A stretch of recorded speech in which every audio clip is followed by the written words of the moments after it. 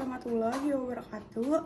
Perkenalkan, nama saya Hariska Yusrika Mahersa dari kelas 1E.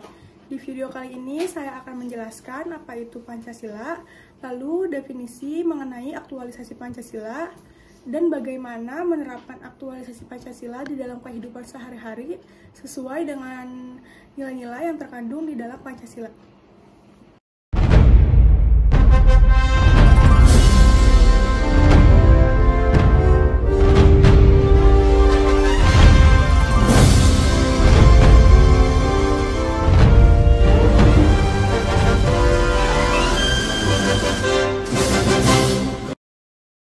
Yang pertama, mengenai latar belakang Pancasila. Pembentukan Pancasila sebagai dasar negara tidak luput dari sejarah perumusannya. Pancasila menjadi ideologi negara untuk dijadikan pedoman dalam kehidupan berbangsa dan bernegara bagi rakyat Indonesia.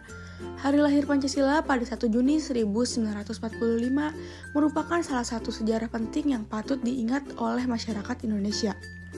Pancasila sendiri terdiri dari dua kata, yang diambil dari bahasa Sanskerta, yaitu panca yang berarti 5 dan sila yang berarti prinsip atau asas. Latar belakang terbentuknya Pancasila bermula dari diskusi panjang yang dilakukan BPUPKI untuk merumuskan dasar negara. Diskusi yang dilaksanakan pada tanggal 29 Mei sampai 1 Juni 1945 itu dihadiri oleh Muhammad Yamin, Profesor Dr. Supomo, dan Insinyur Soekarno. Ketiga tokoh tersebut menyampaikan gagasan dasar negara mereka untuk bangsa Indonesia. Dalam kesempatan tersebut, Soekarno menyampaikan gagasan dengan istilah Pancasila. Mendengar gagasan tersebut, BPUPKI kemudian membentuk Panitia 9 guna menyusun dasar negara dengan pedoman pidato yang disampaikan oleh Soekarno. Panitia 9 terdiri dari Soekarno, Muhammad Hatta, Abi Kusno Djokro Sujoso, Abdul Qahar Muzakir, Agus Salim, Ahmad Subadjo, MRA Amaramis, Wahid Hasjim, dan Muhammad Yamin. Sejarah penetapan Pancasila juga dilakukan melalui proses yang panjang. Rumusan Pancasila terdapat dalam beberapa dokumen seperti Piagam Jakarta dan pembukaan Undang-Undang Dasar 1945. Dalam rumusan awal Pancasila terdapat di Piagam Jakarta bunyinya yaitu: yang pertama, ketuhanan dengan kewajiban menjalankan syariat Islam bagi pemeluk-pemeluknya. Yang kedua, kemanusiaan yang adil dan beradab. Yang ketiga, persatuan Indonesia. Yang keempat, kerakyatan yang dipimpin oleh hikmat kebijaksanaan dalam permusyawaratan perwakilan. Yang kelima, keadilan sosial bagi seluruh rakyat Indonesia. Rumusan awal ini menimbulkan perdebatan, khususnya terkait sila pertama yang hanya mencangkup pemeluk agama Islam. Alhasil, kalimat sila pertama pun diubah menjadi ketuhanan yang Maha Esa. Selanjutnya ada definisi aktualisasi. Aktualisasi adalah sebuah bentuk akan keinginan yang dimiliki seseorang untuk dapat menggunakan segala macam bentuk dari kemampuan dirinya untuk mencapai sebuah bentuk hal yang ingin dilakukan. Sedangkan aktualisasi Pancasila merupakan penjabaran nilai-nilai Pancasila dalam bentuk norma-norma, serta merealisasikan dalam kehidupan berbangsa dan bernegara. Realisasinya dikaitkan dengan tingkah laku semua warga negara dalam masyarakat berbangsa dan bernegara. Seiring dengan perkembangan zaman, sekarang ini mudah sekali terjadi bentur antara agama, etnis, dan golongan jika tidak ada yang mempersatukan, yaitu Pancasila dalam hal melakukan perdamaian antara umat beragama. Pancasila berfungsi sebagai bagian terpenting dari adanya faktor-faktor pemersatu bangsa. Pancasila juga merupakan satu-satunya asas yang digunakan dalam kehidupan beragama, berbangsa, dan bernegara. Oleh karena hal tersebut dianggap penting, maka perlu adanya pelaksanaan, yaitu aktualisasi dari Pancasila. Aktualisasi Pancasila dapat dibedakan atas dua macam, yaitu aktualisasi Pancasila objektif dan subjektif. Aktualisasi Pancasila yang objektif yaitu aktualisasi Pancasila dalam kelembagaan negara, antara lain dalam legislatif, eksekutif, maupun yudikatif. Selain itu juga dalam bidang politik, ekonomi, hukum, maupun bidang kenegaraan lainnya. Aktualisasi Pancasila yang subjektif adalah pelaksanaan Pancasila dalam setiap pribadi, perorangan, setiap warga negara, setiap individu, setiap penduduk, setiap penguasa, dan setiap orang Indonesia dalam aspek moral dalam kaitannya dengan hidup negara dan masyarakat. Aktualisasi Pancasila yang subjektif ini justru lebih penting dari aktualisasi yang objektif, karena aktualisasi subjektif ini merupakan persyaratan keberhasilan aktualisasi yang objektif. Penerapan aktualisasi sila pertama dalam Pancasila yang berbunyi ketuhanan yang Maha Esa. Yang pertama mengandung makna bahwa bangsa Indonesia percaya dan bertakwa kepada Tuhan sesuai agama dan kepercayaannya masing-masing. Yang kedua, kita sebagai rakyat Indonesia harus memiliki sikap hormat menghormati dan bekerja sama terhadap sesama pemeluk agama walaupun menganut kepercayaan yang berbeda-beda.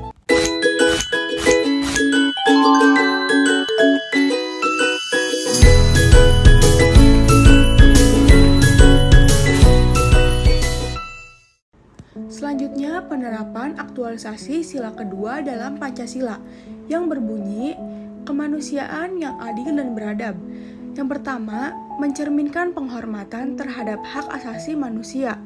Yang kedua, semua orang diperlakukan secara adil dan berkeprimanusiaan. Yang ketiga, saling membantu dan menolong antar sesama.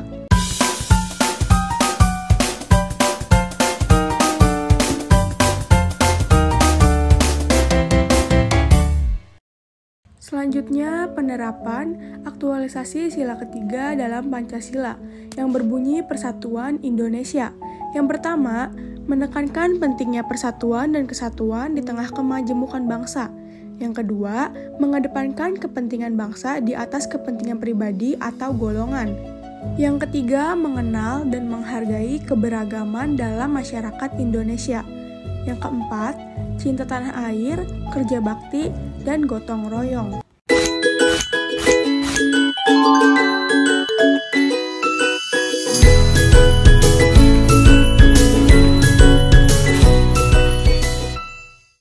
Selanjutnya, aktualisasi sila keempat dalam Pancasila yang berbunyi kerakyatan yang dipimpin oleh hikmat kebijaksanaan dalam permusyawaratan perwakilan.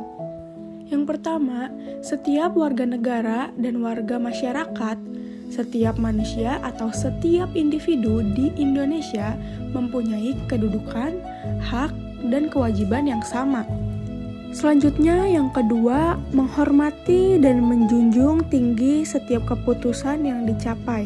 Sebagai hasil musyawarah, keputusan yang diambil harus dapat dipertanggungjawabkan secara moral kepada Tuhan Yang Maha Esa, menjunjung tinggi harkat dan martabat manusia. Nilai-nilai kebenaran dan keadilan mengutamakan persatuan dan kesatuan demi kepentingan bersama.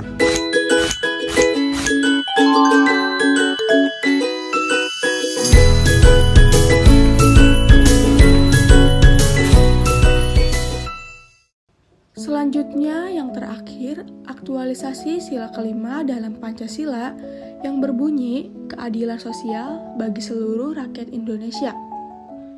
Yang pertama, menegaskan pentingnya pemerataan kesejahteraan sosial bagi seluruh rakyat Indonesia. Yang kedua, menolak segala bentuk penindasan dan kesenjangan sosial. Yang ketiga, tidak menggunakan hak milik untuk bertentangan atau merugikan kepentingan umum. Yang keempat, membantu orang yang mengalami kesusahan sesuai dengan kemampuan yang kita miliki.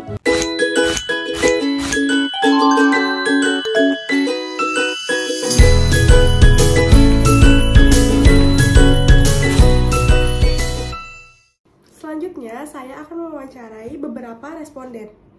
Assalamualaikum warahmatullahi wabarakatuh. Perkenalkan, nama saya Hariska Yusrika Mahesa dari kelas 1E.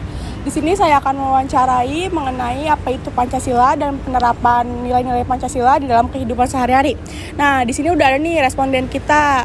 Boleh perkenalkan dulu kan, namanya siapa? Nama saya Elsa Rahmawati. Umurnya berapa ya, Kak? 19 tahun.